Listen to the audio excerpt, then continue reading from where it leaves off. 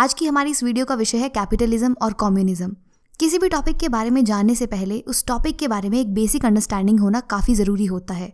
इसलिए I know ये video कुछ लंबी हो सकती है, लेकिन अगर आप इस टॉपिक को अच्छे से समझना चाहते हैं तो इस वीडियो को पूरा देखिए। और अगर आपके पास टाइम की कमी है तो टाइम स्टैम्प्स की हेल्प से आप अपने अकॉर्डिंगली अपने डिजायर्ड सेक्शन पर जाकर वीडियो को वहाँ से देख सकते हैं। वीडियो का स्ट्रक्चर कुछ इस तरह से रहेगा। तो चलिए बिना किसी देरी के शुरू करते हैं।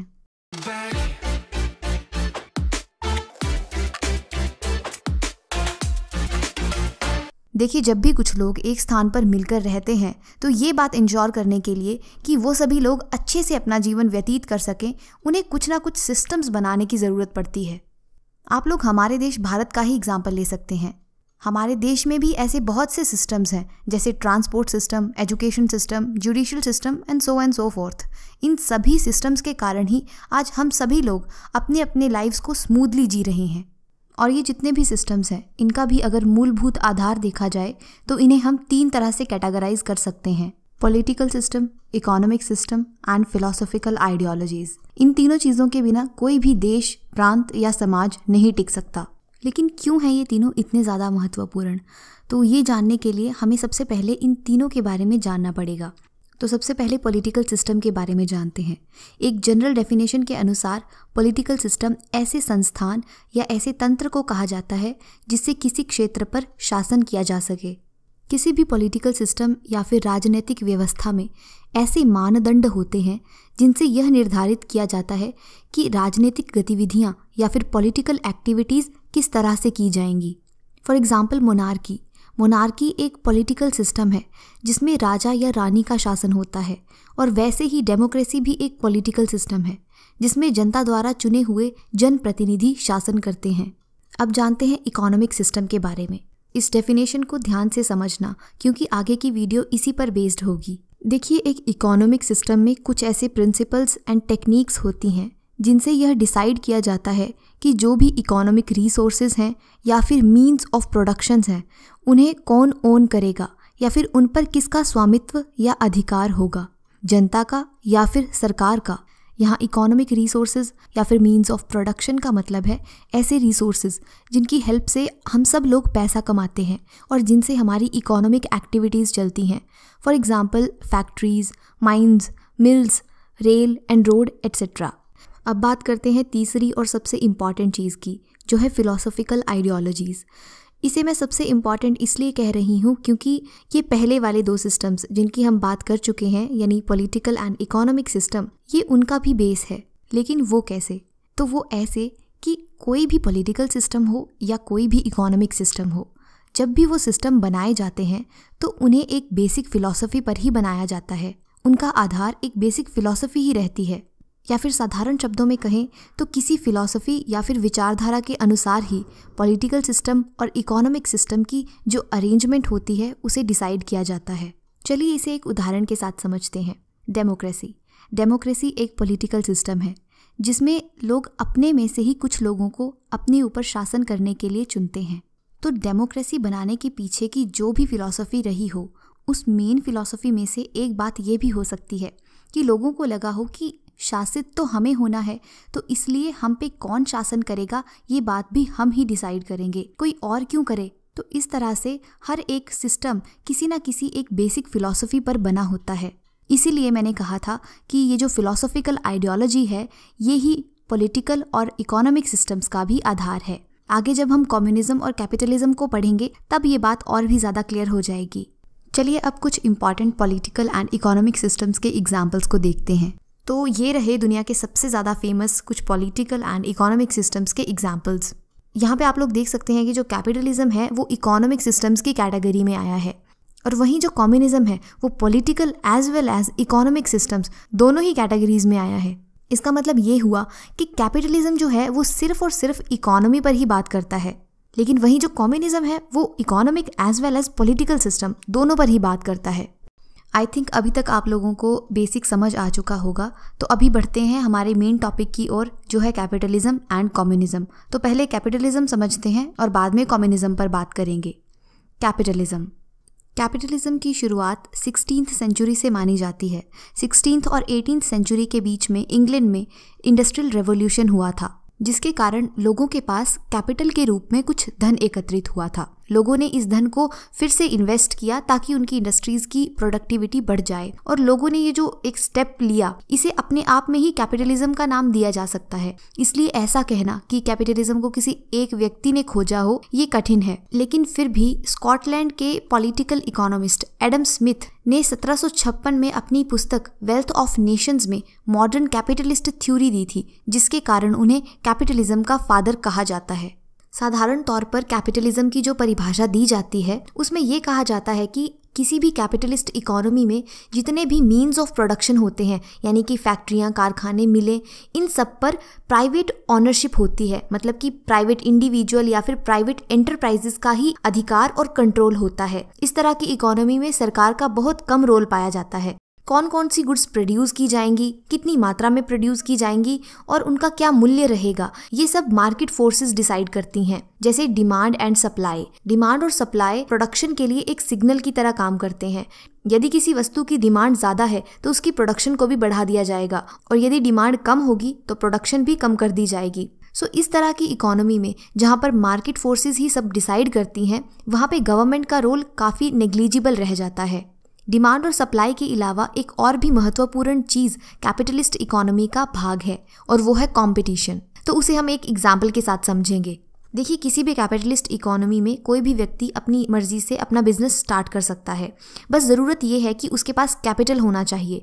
कैपिटल का मतलब है वो सभी एसेट्स जो कि एक कंपनी या एक बिजनेस स्टार्ट करने के लिए ज़रूरी होते हैं, जैसे कि पैसा, फैक्ट्री, मशीनें, etcetera etcetera. So for example, एक कैपिटलिस्ट इकोनॉमी है, वहाँ पे एक कंपनी ए है और एक कंपनी बी है। दोनों ही कंपनीज शूज़ बनाती हैं। दोनों कंपनीज के शूज़ की क्वालिटी सेम है और प्राइस भी सेम है। लेकिन जो कंपनी ए है वो अपने कस्टमर्स को 5 तरह के शूज़ प्रोवाइड करती है, लेकिन जो कंपनी बी है वो अपने कस्टमर्स को केवल एक ही वैरायटी का शूज़ प्रोवाइड करा रही है। इसलिए संभावना ये है कि जो ज़्यादा से ज़्यादा कंज्यूमर्स हैं वो कंपनी ए के प्रोडक्ट यानी कंपनी ए के शूज़ को लेना पसंद करेंगे, क्योंकि कंज्यूमर्स को यहाँ पर ज़्यादा से ज़्यादा वैरायटी मिल रही है। लेकिन कंपनी बी के पास उतनी ज़्यादा वैरायटी नहीं है। इसलिए अब अगर कंपनी बी को ए के साथ compete करना है तो उसे एटलीस्ट उतने ही वैरायटी के शूज़ प्रोवाइड कराने पड़ेंगे जितनी कंपनी ए प्रोवाइड करा रही है, और इसे ही कंपटीशन कहा जाता है। कंपटीशन का सीधा सीधा फ़ायदा कंज्यूमर्स को मिलता है। कंपनीज आपस में compete करती हैं और अच्छे से अच्छा प्रोडक्ट निकालने की कोशिश में लगी रहती हैं, जिसके कारण कंज्यूमर्स को अच्छी क्वालिटी और ज़्यादा वेराइटीज़ के प्रोडक्ट मिलते हैं। कैपिटलिस्ट इकोनॉमी प्राइवेट इंडिविजुअल्स पर डिपेंड करती है, क्योंकि यही private individuals and private enterprises ही अपने कैपिटल यानी अपनी लैंड, लेबर एट्सेट्रा का यूज़ करके गुड्स की प्रोडक्शन करते हैं, और जिसके बदले में उन्हें कुछ प्रॉफिट मिलता है। क्योंकि इस प्रकार की इकोनॉमी में सब कुछ प्रॉफिट के लिए ही किया जा रहा होता है, इसलिए इसे प्रॉफिट ओरिएंटेड इकोनॉमी भी कहते हैं। जब भी ये एंटरप्राइजेस अपनी प्रोडक्शन के ऊपर कुछ प्रॉफिट कमाते हैं तो इनकी जो ओवरऑल कैपिटल स्टॉक है उसमें बढ़ोतरी हो जाती है। इस कैपिटल में बढ़ोतरी होने के कारण केवल कुछ ही इंडिविजुअल्स के हाथों में वेल्थ एंड पावर आ जाती है, और इस वेल्थ और पावर का यूज़ करके ये प्राइवेट इंडिविजुअल्स मोनोपोलीज क्रिएट करते हैं। मोनोपोली का मतलब होता है कि मार्केट में किसी एक पर्टिकुलर गुड का कोई एक स्पेसिफिक सप्लायर ही होगा। फॉर एग्जाम्पल, एक बहुत अमीर बिजनेसमैन है जिसके पास पैसा और पावर दोनों ही हैं। अपने बिजनेस को और भी ज़्यादा एक्सपैंड करने के लिए अगर वो अपनी प्रोडक्ट की कीमत को मार्केट प्राइस से कम भी कर देता है तो वो ये लॉस झेल सकता है, क्योंकि उसके पास ऑलरेडी काफ़ी पैसा है और अपने प्रोडक्ट को मार्केट रेट से कम में बेच के वो अपने कस्टमर बेस को बढ़ा सकता है। और जब मेजॉरिटी ऑफ द कस्टमर्स सिर्फ उसी के प्रोडक्ट्स ही खरीदने लग जाएंगे तो उसे ही मोनोपोली कहते हैं, जो कि सही चीज़ नहीं है, क्योंकि ऐसा होने से बाकी के बिजनेसेस जो कि सिमिलर काइंड ऑफ प्रोडक्ट बेचते हैं उनके बिजनेसेस ठप हो सकते हैं। सो ये सब जो कुछ भी हमने देखा ये सब एक कैपिटलिस्ट इकोनॉमी के फीचर्स थे। Now let's talk about communism. जैसा कि हमने पीछे देखा था कि इंडस्ट्रियल रेवोल्यूशन के कारण कैपिटलिज्म का उदय हुआ था, और कैपिटलिज्म के कारण ही late 18th and 19th century में कम्युनिज्म इंट्रोड्यूस हुआ।